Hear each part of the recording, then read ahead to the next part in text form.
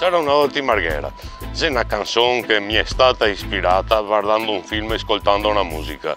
Chiaramente il tema è quello storico del Morricone.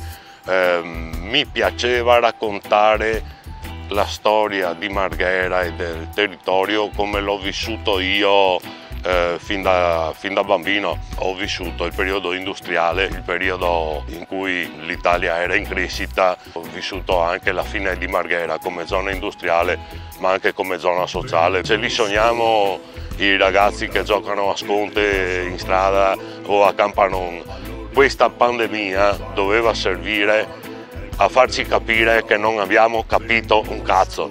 Quel messaggio ecologista e pacifista partito fin dagli anni 70, quando ero ragazzino io, continua ancora oggi ed è necessario, perché se va avanti così il mondo si suicida, o meglio si suicida il genere umano, il mondo fa così e si rimette a posto. Venezia e a Laguna in gondoletta, la meta poi